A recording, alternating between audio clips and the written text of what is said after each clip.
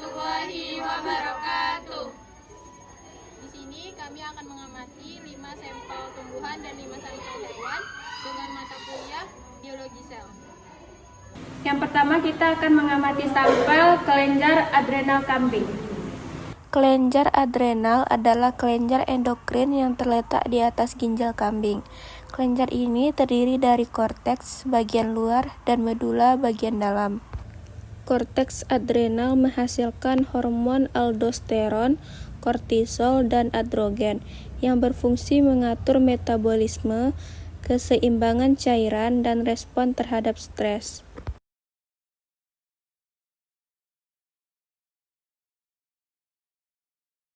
Selanjutnya yang kita amati yaitu sampel kulit mamalia. Kulit mamalia merupakan organ pelindung tubuh yang tersusun atas 2 lapisan utama, yaitu epidermis dan dermis. Epidermis, lapisan paling luar, berfungsi melindungi tubuh dari gesekan, mikroorganisme, dan kehilangan air. Sedangkan dermis, yaitu terletak di bawah epidermis, mengandung jaringan ikat, pembuluh darah, saraf, dan kelenjar kulit. Berfungsi memberi kekuatan, elastisitas, serta membantu pengaturan suhu tubuh.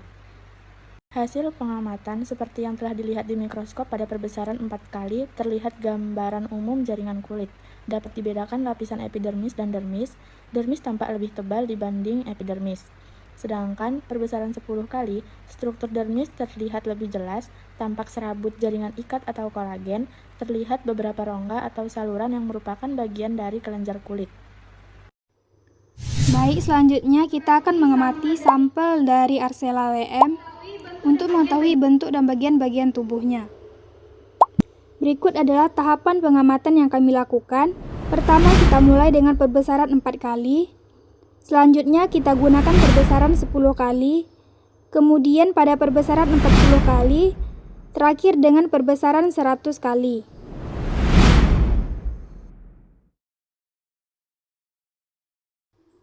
Pertama, kita mulai dengan perbesaran 4 kali untuk mendapatkan gambaran umum tentang posisi Arcella di antara media pengamatan. Selanjutnya, kita gunakan perbesaran 10 kali, di mana kita melihat cangkang atau tes Arcella dengan lebih jelas. Kemudian, pada perbesaran 40 kali, kita mulai bisa melihat struktur internalnya seperti inti sel, vakuola kontraktil, serta pseudopodia yang menjulur keluar. Terakhir, dengan perbesaran 100 kali, kita dapat mengamati detail permukaan cangkang yang berpola seperti sarang lebah dengan lebih tajam serta aktivitas sitoplasma yang lebih granular. Itulah pengamatan kita mengenai Arcella sp dari perbesaran rendah hingga tinggi. Kita jadi tahu betapa kompleksnya organisasi uniseluler ini. Selanjutnya kami akan mengamati sampel sponia.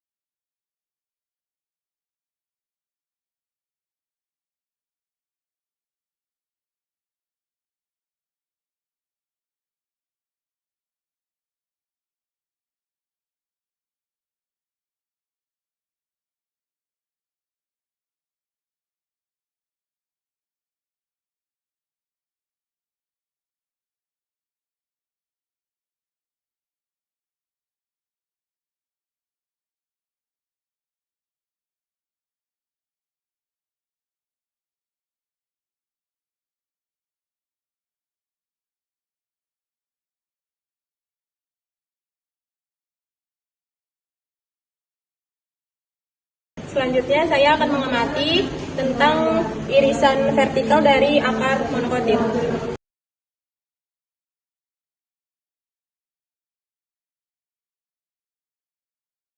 Pada pengamatan akar monokotil dengan perbesaran 4 kali, terlihat bentuk penampang akar secara keseluruhan.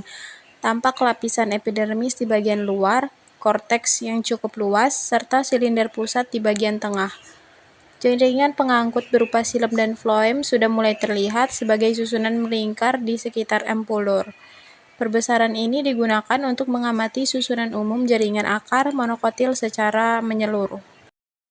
Kemudian, pada perbesaran 10 kali, pada preparat tampak lapisan epidermis sebagai pelindung terluar, diikuti oleh korteks yang tersusun dari sel-sel parenkim.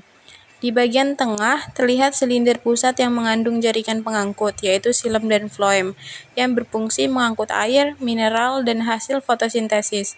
Struktur ini menunjukkan susunan jaringan yang mendukung fungsi akar dalam penyerapan dan transportasi zat pada tumbuhan monokotil.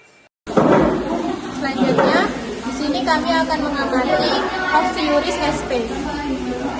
Osyurus sp adalah kelompok cacing parasit yang termasuk ke dalam filum nematoda.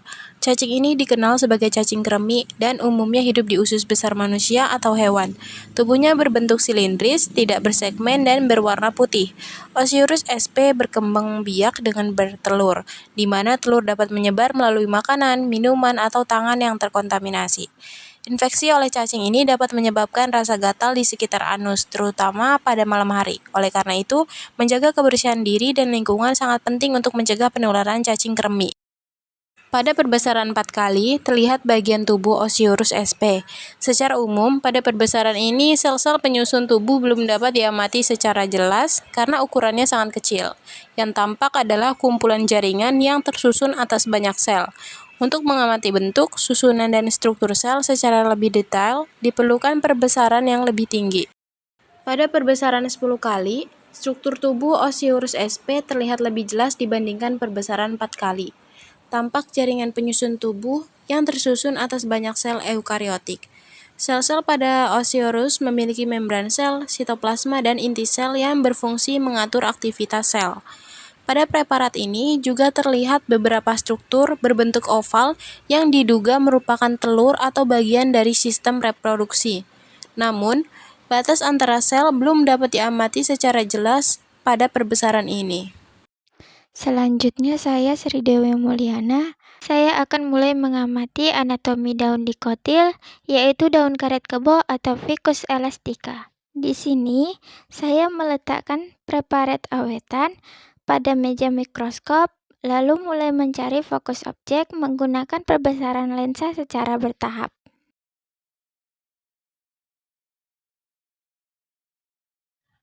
Pada perbesaran 4x, kita bisa melihat penampang melintang daun secara utuh.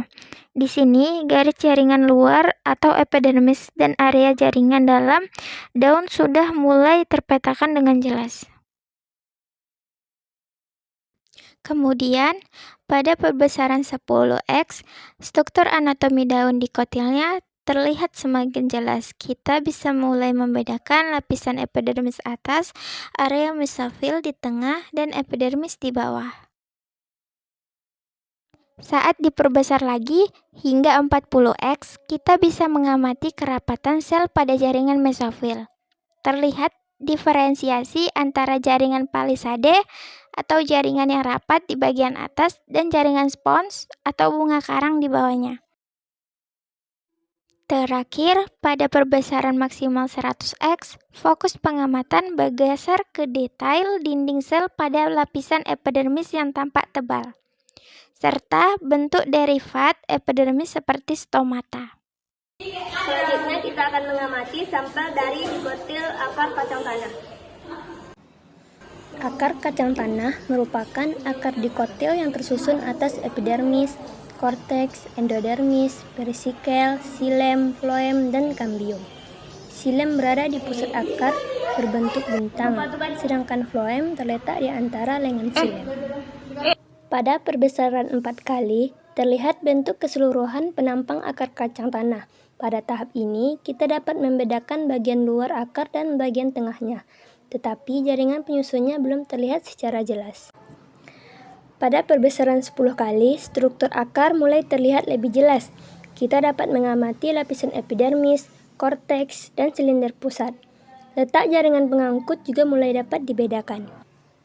Pada perbesaran 40 kali, susunan jaringan akar terlihat lebih detail. Xilem yang berada di bagian tengah tampak berbentuk bintang, sedangkan floem berada di antara lengan-lengan xilem. Endodermis dan persikel juga mulai terlihat jelas. Yang terakhir yaitu perbesaran 100 kali. Pada perbesaran 100 kali, sel-sel penyusun jaringan dapat diamati dengan lebih rinci. Dinding sel terlihat lebih jelas, begitu juga dengan pembuluh xilem dan sel-sel floem. Perbesaran ini membantu kita memahami struktur mikroskopis akar dikotil secara lebih mendalam. Selanjutnya saya akan mengamati sampel dari zeamys atau jagung. Seperti inilah bentuk dari sampelnya. Pada pengamatan ini digunakan preparat jaringan tumbuhan zeamys atau jagung untuk melihat struktur sel pada berbagai tingkat perbesaran mikroskop. Pada mikroskop terdapat perbesaran 4 kali, 10 kali, 60 kali, dan 100 kali. Pada perbesaran 4 kali terlihat masih sangat umum. Jaringan jagung hanya tampak seperti gumpalan struktur besar berwarna pucat. Pada perbesaran 10 kali mulai terlihat lebih jelas susunan jaringannya. 60 kali struktur sel terlihat lebih detail. Dinding sel semakin jelas, dan pada 100 kali, pada perbesaran ini struktur sel tampak paling jelas, dinding sel terlihat tegas dan bagian dalam sel mulai lebih detail. Mari kita lihat hasilnya jika kita lihat dari bawah mikroskop. Perbesaran 4 kali, perbesaran 10 kali, perbesaran 40 kali, dan perbesaran 100 kali. Baik, selanjutnya saya mengamati sampel batang dikotil kacang tanah.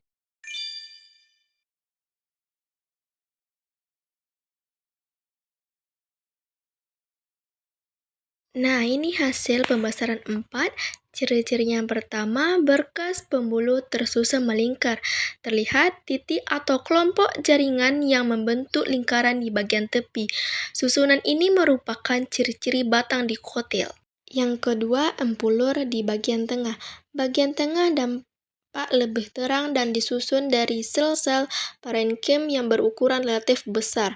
Fungsinya sebagai tempat menyimpan cadangan makanan. Yang ketiga, xilem dan floem. Xilem berada lebih ke arah dalam, menghadapi empulur, sedangkan floem berada lebih ke arah luar. Di antara keduanya terdapat kambium yang memungkinkan pertumbuhan sekunder. Yang keempat, korteks terletak di antara epidermis dan berkas pembuluh, tersusun atas jaringan parenkim sebagian penyimpanan cadang makanan. Kelima, epidermis lapisan paling luar yang melindungi jaringan di bawahnya.